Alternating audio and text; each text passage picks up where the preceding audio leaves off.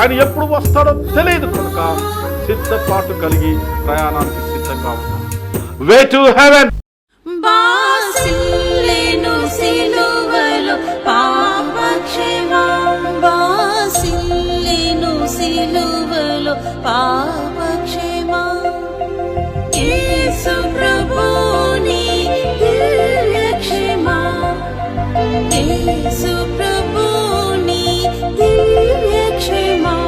బాసిల్లెను సిలువలో పాపక్షేమం.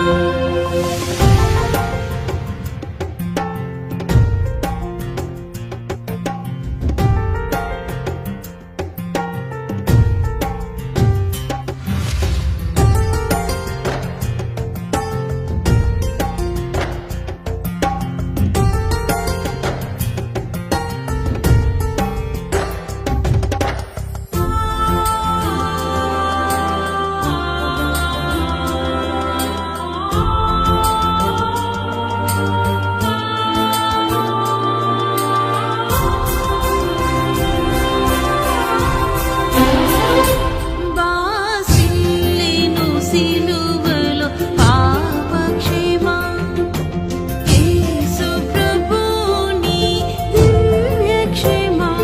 బాసిల్లెను సిలువలో పాపక్షేమం.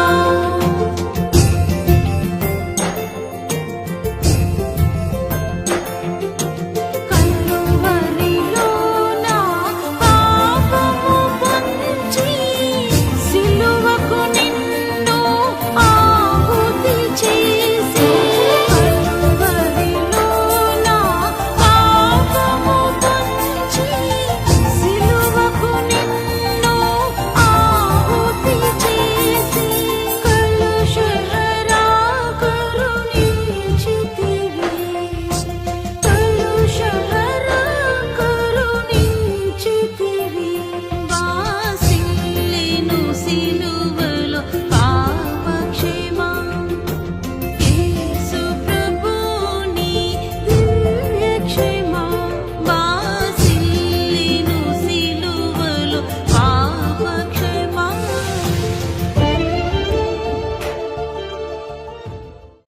నీవు మారు మనసు పొందిన ఎడల నీవు నిలిచెదవు. ఇది అంశము. మత్తయి సువార్త 11వ అధ్యాయం. మత్తయి సువార్త, the gospel of Matthew chapter 11, 21, 23 వచనాలు. మత్తయి సువార్త 11వ అధ్యాయం 21, 23. అయ్యో బెత్సైదా, మీ మధ్యను చేయబడిన అద్భుతములు తూరు సీదోను పట్టణములలో చేయబడిన ఎడల ఆ పట్టణపు వారు పూర్వమే గోనెపట్ట కట్టుకొని బూడిద వేసుకొని మారు మనసు పొంది ఉందురు. 23వ వచనం. కపెర్నహూమ, ఆకాశము మట్టుకు హెచ్చింపబడిన దానా, నీవు పాతాళము వరకు దిగిపోయేదవు. నీలో చేయబడిన అద్భుతములు సొదోములో చేయబడిన పక్షమున అది నేటి వరకు నిలిచి ఉండును. ఇది చాలా గొప్ప సందేశం. దీని వెనకాల గొప్ప చరిత్ర కూడా ఉంది. హిస్టారికల్ ఈవెంట్ అని చెప్పొచ్చు. ఇక్కడ 2 మాటలు నాకు బాగా నచ్చాయి ఈ వాక్యంలో. నేను గతంలో ఈ వాక్యాన్ని ఎన్నో మార్లు దీన్ని నేను చెప్పుకుంటూ వచ్చినప్పటికీ ఈసారి ఎందుకో దేవుడు నాతో ప్రత్యేకంగా మాట్లాడుతూ అక్కడ నాకు బాగా ఆకట్టుకొని దేవుడు నాతో మాట్లాడిన 2 మాటలు ఏంటంటే, 21 ఆఖరి వచనం అంటాడు, గోనె పట్ట కట్టుకొని బూడిద వేసుకొని మారు మనస్సు పొందేవారు అంటాడు. అలాగే 2వ వచనంలో మనం చూసినప్పుడు సొదోములో చేయబడిన పక్షం అది నేటి వరకు నిలిచి ఉండేది అంటాడు. అంటే మనం కానీ చూస్తే యేసుప్రభు వారు ఇక్కడ వ్యక్తులను కాదు ప్రాంతాలని గద్దిస్తున్నాడు. అంటే ఏమంటున్నాడంటే ఆయన హీఈస్ రెబ్యూకింగ్ ద సిటీస్ అని చెప్పాలి. యేసుక్రీస్తు ప్రభు వారు ఇక్కడ అంటాడు, మీలో చేసినటువంటి అద్భుతములు నేను పలానా చాటగా చేసుంటే బాగుండేది అంటాడు. ఇంతకు ఆ మీలో ఎవరు, ఈ పలానా చాట ఎవరు? యేసయ్య ఎన్నో అద్భుతాలు చేశాడండి. ఆయన సంచరించింది, ఆయన మినిస్ట్రీ వర్క్ అంటే మిషన్ వర్క్ ఆయన 3.5 years మాత్రమే. కానీ 3.5 సంవత్సరాల్లో ఆయన ఎంతో గొప్ప సేవ చేశాడు. ఆయన చేసినటువంటి ఈ సేవ అంతా కూడా మనం ఈ గాస్పుల్స్లోనే ఎక్కువ చూస్తాం. అందుకే యోహాను 21:25 ఒక మాట చదువుతాం, చూడండి ఒకసారి.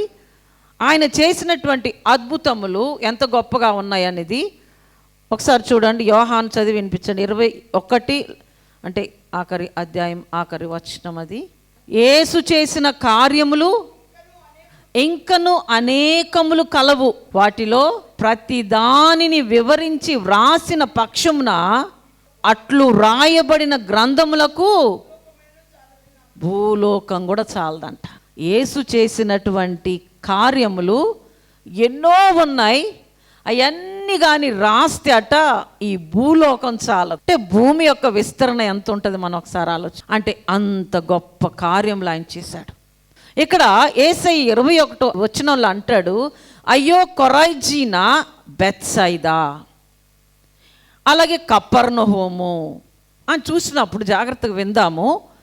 మనం ప్రతి వారం బైబిల్ స్టడీ చూస్తున్నాం. ఇది ఒక ప్రత్యేకమైన వాక్యం, ఇది తెలుసుకోవాల్సిన వాక్యం, మనతో దేవుడు మాట్లాడేటువంటి వాక్యం ఇది. ఈ 3 ప్రాంతాలు దే ఆర్ ద గలీలియన్ సిటీస్, గలిలయ ప్రాంతంలోని ముఖ్యమైన పట్టణాలు ఇవి. ఈ బెత్సైదా ఉత్తర తూర్పు భాగం, గలిలయ సముద్రానికి ఉత్తర తూర్పు భాగంలో ఉంటుంది ఈ బెత్సైదా. అంతేకాదు ఈ బెత్సైదాలో ఫిలిప్పు, పేతురు, ఆంద్రయ అనే శిష్యులు జన్మించినటువంటి స్థలం బెత్సైదా. అంతేకాదు ఈ బెత్సైదా అనేటువంటి మాటకు అర్థం ఏంటంటే హౌస్ ఆఫ్ ఫిషర్మెన్, జాలర్ల యొక్క గృహము. ఈ బెత్సైదాలో యేసయ్య చాలా అద్భుతాలు చేశాడు. కొన్ని కానీ మనం చూసినట్లయితే ఆయన బెత్సైదాలో చేసిన అద్భుతాలు, యేసుక్రీస్తు ప్రభు వారు నీళ్ల మీద నడుస్తారు చూడండి, గలిలయ సముద్రం, అది బెత్సైదా ప్రాంతమే.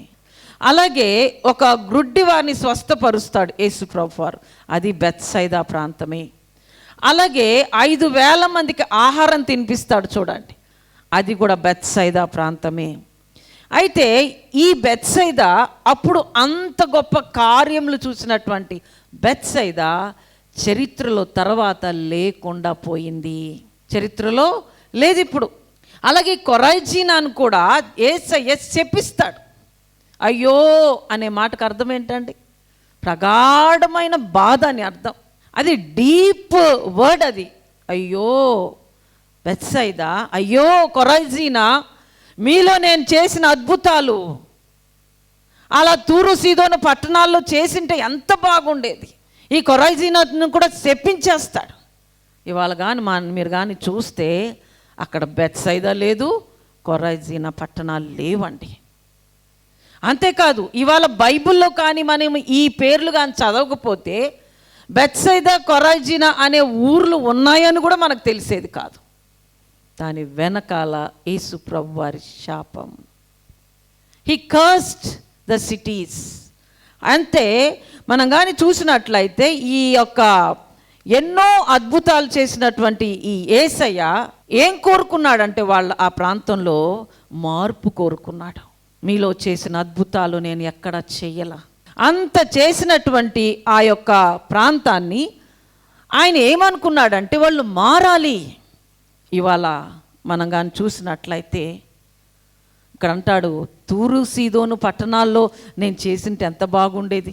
ఇంతకీ తూరు సీదోను పట్టణం ఏంటండి? అది అన్యుల ప్రాంతం. అది ఈ బెత్సైదా, కొరైజీనా ఏంటండి? యూదులు ఉండేటువంటి ప్రాంతం ఇది. మన భాషలో చెప్పాలంటే యేసుక్రీస్తు ప్రభువారు క్రైస్తవుల మధ్యలో ఎన్నో అద్భుతాలు చేశాడు. అన్యుల ప్రాంతానికి అసలు వెళ్ళల. ఆయన బాధ ఏంటంటే అదే నేను వాళ్ళ దగ్గరికి వెళ్ళినట్లయితే వాళ్ళు గోనె పట్ట కట్టుకొని మారు మనసు పొందేవారు. మీ దగ్గర నేను చేశాను చూడు, నా పేరు పెట్టబడిన ప్రజలు మీరు, నా నామం ఎరిగినటువంటి వారు మీరు, నా అద్భుతాలు కళ్ళారా చూసినటువంటి వారు మీరు. కానీ వాళ్ళ మీ పరిస్థితి ఏంటి? యేసయ్య తన బిడ్డల్ని అంతగా ప్రేమించాడు.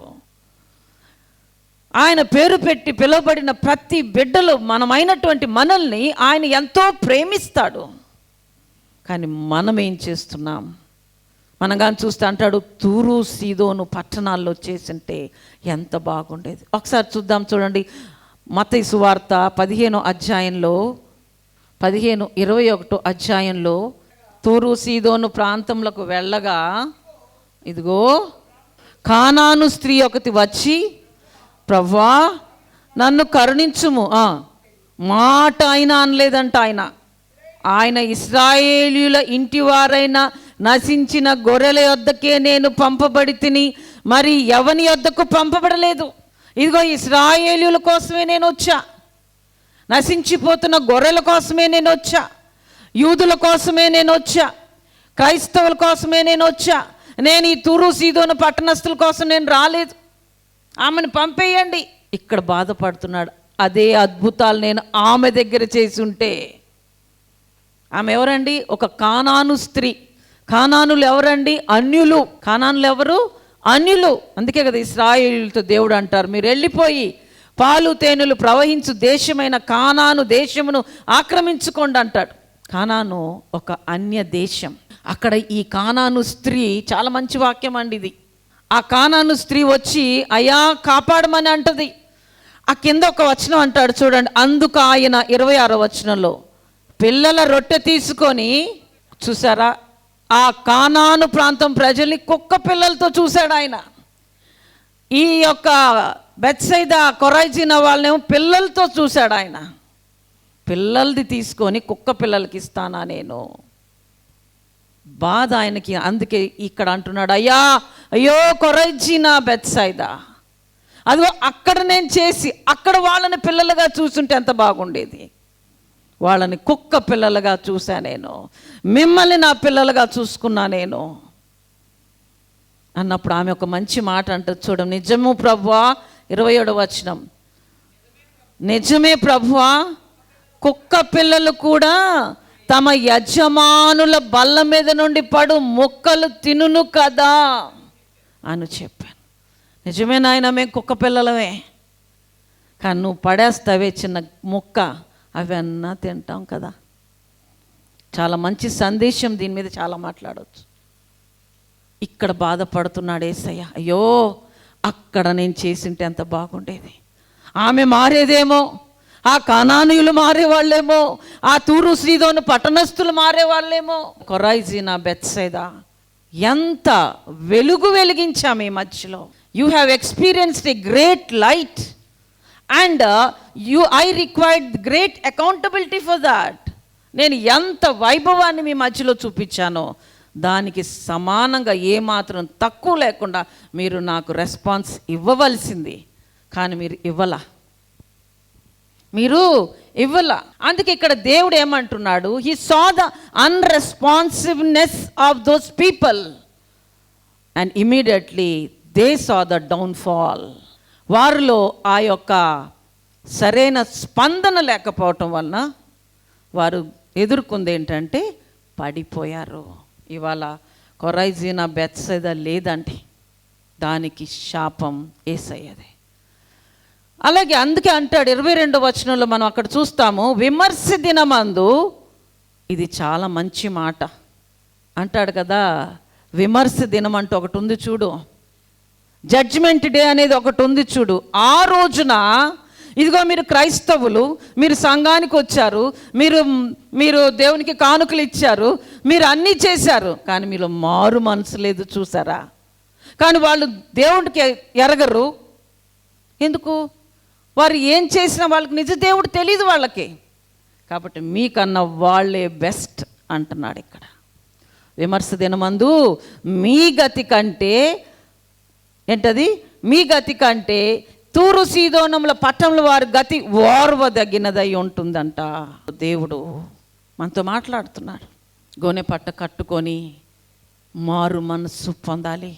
నీ జీవితంలో, నా జీవితంలో, మన జీవితంలో, కార్యక్రమం చూస్తున్న విశేష ప్రజల జీవితాల్లో దేవుడు ఎన్నో అద్భుతాలు చేస్తున్నాడు. చేయటం లేదా చెప్పండి? Are we not experiencing the favour and flavour and love of God? అనుదినం మనం అనుభవించట్లేదా? ఈ రోజున సజీవులుగా లేమా మనం? ఆయన సన్నిధికి రాలేదా మనం? ఆహారం తినట్లేదా మనం? మన కాలగతులన్నీ ఆయన వశంలో లేవా? కానీ మనం ఏం చేస్తున్నాం? యేసుక్రీస్తు ప్రభు వారికి కోపం వచ్చిన సందర్భం అండి ఇది. యేసుక్రీస్తు ప్రభు వారు ఎన్నో మార్లు గాస్పుల్స్లో కోపం తెచ్చుకున్నాడు. సున్నపు కొట్టిన సమాధుల్లారా మీరు. ఒక్కసారి ఆలోచించేద్దాం. యేసుక్రీస్తు తూరు సీదోను పట్టణాలని ఈ కొరైజినా బెత్సదాతో పోలుస్తూ ఇక్కడ మాట్లాడుతున్నాడు. నేను దేవుని ఒక మాట అడిగా, ప్రభువా వాక్యం ప్రిపేర్ అవుతున్నా, నాకెందుకో పదే పదే ఇది రివీల్ అవుతుంది. బెత్సైదా, కపెర్నహూము. మారు మనసు ఉందా మీలో? ఎంతమందికి మారు మనసు ఉంది? తూరు సీదోను పట్టణస్థుల్లాగా మరి మనం కూడా అన్య ప్రజలుగానే ఉంటున్నామా? బెత్సైదా కొరైజినా పట్టణస్థుల్లాగా ఆయన బిడ్డల్లాగా ఉంటున్నామా? వాళ్ళకి నేను ఏమీ చేయలా, కానీ వాళ్ళే బెటర్. అలాగే 23వ వచనంకి వచ్చేసరికి కపెర్నహూమా ఆకాశము మట్టుకు హెచ్చింపబడిన దాన. మేము ఇజ్రాయెల్ కంట్రీకి వెళ్ళినప్పుడు కపెర్నహూముకి వెళ్ళాం. ఆ ప్రాంతం అంతా అంటే it's one of the place, ఖచ్చితంగా వెళ్ళాల్సిందే మనం. ఏమీ లేదండి అక్కడ, ఏమీ లేదు. కారణం ఈ వచనాలు. అక్కడ నుంచి కొద్దిగా అలా చూస్తే దూరానికి టెల్ అవీవ్ కనిపిస్తుంది, మళ్ళీ దూరం, అది సిటీ. ఇక్కడ మాత్రం ఏమీ లేదు. ఇది కూడా ఈ యొక్క గలిలయ సముద్రం, ఉత్తర ఇజ్రాయేలు దేశము, ఉత్తర ప్రాంతంలో ఈ యొక్క కపెర్నహూము కూడా ఉంది. కపెర్నహూము ఇంకా గొప్ప ప్లేస్ అండి. కపెర్నహూము అనేది ఒక హీబ్రూ పదం. క్యాఫ్ అంటే విలేజ్, నహూమ్ అంటే అన్నోన్ మ్యాన్, తెలియని ఒక వ్యక్తి యొక్క నివాస అన్నట్టు దాని అర్థం వస్తుందట హీబ్రూ భాషలో. అంతేకాదు గ్రీక్లో అయితే అ విలేజ్ ఆఫ్ కంఫర్ట్, ఆదరణ ఉన్నటువంటి ఒక గ్రామం అని చెప్పవచ్చు. అంతేకాదండి, యేసుక్రీస్తు ప్రభువారు ఎంతో మిషనరీ వర్క్ చేసినటువంటి ప్లేస్ కపెర్నహూము. ఆయనకి ఎంత బాధ ఉంటుంది చెప్పండి. ఆయన బ్యాప్టిజం తీసుకున్న మరుక్షణం ఆయన తిరిగినటువంటి ప్రాంతం అది. కపెర్నహూము అనే పదము బైబిల్లో నూతన నిబంధనలో 50 సార్లు రాయబడి ఉంది. అంటే యెరూషలేము తర్వాత అంత గొప్పగా రాయబడినటువంటి పేరు కపెర్నహూము. ఇవాళ ఈ కపెర్నహూము చూసి ఏమంటున్నాడు? ఆకాశం మట్టుకు హెచ్చింపబడిన దానను నేలకు కూలి పడిపోతావు. కపెర్నహూము ఎన్నుకున్నాడు యేసయ్య. ఆయన టిబీరియస్లో ఎక్కువ తిరగాలి, ఆయన ప్రాంతం అటువైపు అయి ఉండొచ్చు, కానీ ఎందుకంటే Capernaum it is his adapted home town. యేసుక్రీస్తు నజరేయుడు జన్మించింది బెత్లెహేంలో, కానీ ఆయన పెరిగిందంతా కూడా కపెర్నహూములో. జాగ్రత్తగా విందాం, ఇవన్నీ మనం తెలుసుకోవాల్సిన విషయాలు కూడా. పెరిగిందంతా కపెర్నహూములోనే. కాబట్టి ఇక్కడ యేసు ప్రభు ఈ యొక్క ఇజ్రాయెల్ దేశంలోని కొన్ని పట్టణాల గురించి, వాటి గతి రేపు ఏ విధంగా ఉంటుందో మనకి ఇక్కడ చెప్తూ ఉంటున్నాడు. వారు మారు మనసు పొందాలని కోరుకున్నారు, మారు మనసు పొందకపోగా యేసయ్యని తిరస్కరించారు వారు. ఆయన ఎన్ని అద్భుతాలు చేశాడంటే, ఆయన అంటాడు తూరు సీదోను పట్టణం, it is a pagan country, pagan city అండి. ఒకసారి యావేలు చూద్దామా? ఒకసారి చూడండి, తూరు సీదోను పట్టణం గురించి అక్కడ రాస్తారు. యావేలు 3, 4, 5 వచనాలు. యోవేలు అంటారేమో కదా, యోవేలు మన దానియేలు తర్వాత హోషియా తర్వాత ఉంటుంది. మనం ఎందుకంటే చరిత్రలో ఈ యొక్క యావేలు 3, తూరు పట్టణమా, సీదోను పట్టణమా, ఫిలిస్తియా ప్రాంత వాసులారా, మీతో నాకు పని ఏమి? నేను చేసినది దాన్ని మీరు నాకు ప్రతీకారం చేయుదురా? మీరు నాకేమైనా చేయుదురా? నా వెండిని నా బంగారమును మీరు పట్టుకొని పోతిరి, నాకు ప్రియమైన మంచి వస్తువులను పట్టుకొని పోయి మీ గుళ్ళల్లో ఉంచుకుంటిరి. ఎవరండి తూరు సీదోను పట్టణస్థులు? అన్యులు. వెండి బంగారములు తీసుకొని వెళ్ళి వారి దేవతామూర్తులకి, దేవతలని తయారు చేసుకునేటువంటి తూరు సీదోను పట్టణాలని పోగొడుతున్నాడు దేవుడు. ఈ రోజున క్రైస్తవులను పోగొడతాడా, అన్యులను పోగొడతాడా? విశ్వాసులైన మనల్ని దేవుడు పరలోకానికి తీసుకుంటాడా, వీళ్ళని తీసుకుంటాడా? క్రైస్తవులుగా పేరు పెట్టబడి పిలువబడిన మనము రేపు పరలోకానికి వెళ్తామా, వాళ్ళు వెళ్తారా? ఎందుకంటే వాళ్ళే వెళ్తారు అంటున్నాడు ఇక్కడ. వాళ్ళదే ఓరవదగింది మీకంటే కూడా. ఇవాళ గొప్ప హెచ్చరిక దేవుడు ఇస్తున్నాడు దేవుని బిడ్డలారా. Pagan countries, pagan cities, pagan అంటే అన్య ప్రాంతాలు అవన్నీ, కానీ వాళ్ళే బెటర్. కపెర్నహూములో యేసు ప్రభువు వారు ఎన్నో అద్భుతాలు చేశాడు. ఇక్కడ అంటున్నాడు, మీలో చేసిన అద్భుతములు నేను సొదోములో చేసింటే ఎంత బాగుండేది.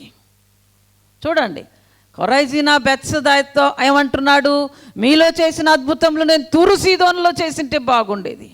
కపెర్నహూమ, నీలో చేసిన అద్భుతములు నేను సొదోములో చేసింటే బాగుండేది. ఇంతకీ యేసు ప్రభువు వారు కపెర్నహూములో ఏం అద్భుతాలు చేశాడు?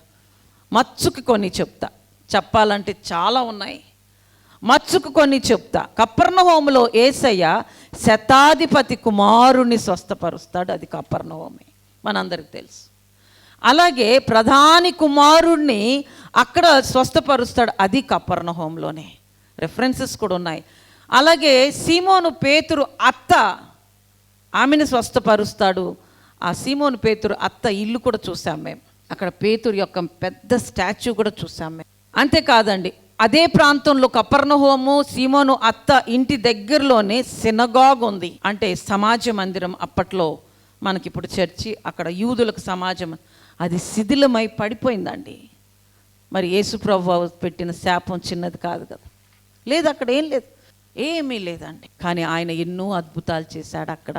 అలాగే పక్షవాయువు కలిగిన వ్యక్తిని స్వస్థపరిచింది కపెర్నహూములోనే. అలాగే అపవిత్రాత్మ పట్టిన మనుష్యుణ్ణి స్వస్థపరిచింది కపెర్నహూములోనే. అంతేకాదు, యాయూరు కుమార్తెని, అయా బ్రతికించు నా కుమార్తెని అన్నప్పుడు యేసయ్య స్వస్థపరిచింది కూడా కపెర్నహూములోనే. అంతేకాదు, అన్నిటికన్నా మనకు బాగా తెలిసిన మరొక అద్భుతం, రక్తస్రావ రోగం కలిగిన స్త్రీని స్వస్థపరిచింది కూడా కపెర్నహూములోనే. ఇక ఇలా చెప్పాలంటే చాలా, అన్ని అద్భుతాలు నేను మీ మధ్య చేశా, మీకన్నా నేను సొదోములు చేసింటే ఎంత బాగుండేది. అంటే ఆల్మోస్ట్ యేసు ప్రభు వారు ఇక్కడ మనం బబులోనుతో పోలుస్తున్నాడు. బబులోన్ అంటే చిన్నది కాదండి. బబులోని యొక్క పతనం చిన్నది కాదు. మీరు ప్రకటన గ్రంథంకి వెళ్తే మనం చూస్తాం, ప్రకటనలో బబులోను కూలిపోయెను అనే మాట చూస్తాం. అంటే కపెర్నహూముని ఆ విధంగా కూల్చటాన్ని మనం చూస్తాం. కారణం ఒక్కటే, ఆయన చేసిన అద్భుతాలన్నీ కూడా కళ్ళారా చూసి ఆయనను తెలుసుకోలేదు, ఆయనను తిరస్కరించారు. తన సొంత ఊరుగా దాన్ని అడాప్ట్ చేసుకొని ఆయన ఎన్నో అద్భుతాలు చేస్తే యేసయ్యని విసర్జించారు.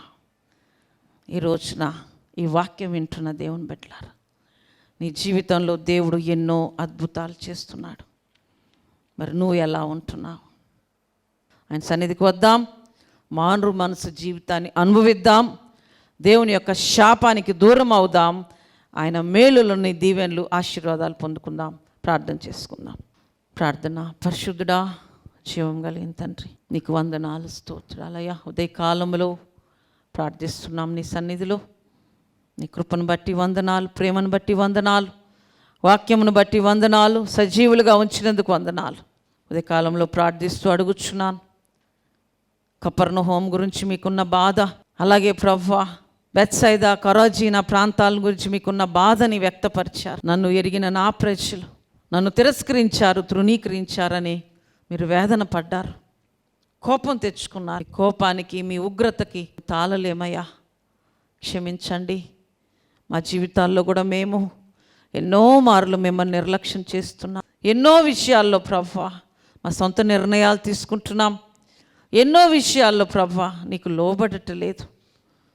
ఈ వాక్యం విన్న మేము మా హృదయాల్ని పరీక్షించుకొని ప్రభువా, పరిశోధించుకొని మేము కూడా కపెర్నహూములాగా ఉంటున్నామా? మేము కూడా బెత్సైదాలాగా, కొరాజీనా ప్రజల్లాగా మేము ఉంటున్నామా? అలాగైతే దేవుని ఉగ్రత మా మీదకు వస్తుంది అన్న వాక్య సందేశాన్ని మీరు మాకు ఇచ్చినందుకు స్తోత్రాలు. ఈ వాక్యమును బట్టి మమ్మల్ని హెచ్చరించారు, అంతేకాదు ధైర్యపరిచారు. ఎవరైతే మారు మనసు పొంది నీ బిడ్డలుగా జీవిస్తారో వారు నిలిచి ఉంటారు అన్న గొప్ప సందేశం ఉదయకాలంలో మీరు మాకు ఇచ్చినందుకు స్తోత్రాలు. ఎందరి జీవితాల్లో మారు మనసు లేదో, ఇంకా ఎందరైతే ప్రభా లోకానుసారంగా జీవిస్తున్నారో, ఎందరైతే వారికున్న సమస్త ఈవుల్ని నీకు కాక లోకానికి తండ్రి ఇస్తున్నారో, అట్టి బిడ్డల కోసం ప్రార్థిస్తున్నా. మీరెంతో త్వరలో రానై ఉంటున్నారు. నీ కృపకి ప్రభా, నీ ప్రేమకి ఏ బిడ్డలు కూడా దూరం కాకుండా అందరూ నీ ప్రసన్నతలో జీవించాలంటే, ఎల్లప్పుడూ నీ మన్ననలు పొందుతూ ఉండాలి అంటే ఈ మారు మనసు జీవితం అవసరమై ఉన్నది తండ్రి. అట్టి బిడ్డలకు మారు మనసు దయచేయండి. ఎందరో క్రైస్తవుల్లో రక్షణ అంటే ఏంటో తెలీదు, మారు మనసు అంటే ఏంటో తెలీదు, కానీ ఖచ్చితంగా క్రైస్తవులుగా పిలువబడుతున్నారు. అట్టి ఆత్మీయ బలహీనత నుంచి బిడ్డల్ని బయటికి తీసుకురండి. మీరంటే ఏంటో, మీరు లోక రక్షకుడని, లోకాన్ని రక్షించటానికి మాత్రమే మీరు వచ్చారన్న గొప్ప సత్యాన్ని, తద్వారా ప్రతి ఒక్కరికి మీరు రక్షణ ప్రసాదించారని అందరూ తెలుసుకొని మారు మనసు పొంది శాశ్వత కాలం నుంచి శాశ్వత కాలం వరకు నీతో పోవటం సదాకాలం ఉండునట్లు కృపదైత్యమని ఈ చిన్న ఆరాధన ఒక దీపం ధూపం వల్ల మీ సన్నిధి తీసుకోండి. చాలా కొద్ది వారమే కానీ ప్రభా, శ్రేష్టమైన నీ బిడ్డలుగా మమ్మల్ని ఏర్పాటు చేసుకున్నందుకు స్తోత్రాలు. మరి ప్రభా, వచ్చిన ప్రతి బిడ్డను దీవించి ఆశ్రయించండి. మా చిన్న ఈ యొక్క సంఘాన్ని కూడా మీరు దీవించి ఆశీర్వదించండి. ప్రతి కుటుంబాన్ని కూడా మీరు దీవించి ఆశీర్వదించి ఈ వాక్యం ద్వారా మీరు ఎన్నో మెలకులు మాకు తెలియజేసినందుకు వందనాలు చెల్లిస్తూ యేసు నామములో అడిగి వేడుకుంటున్నాను తండ్రి. ఆమేన్.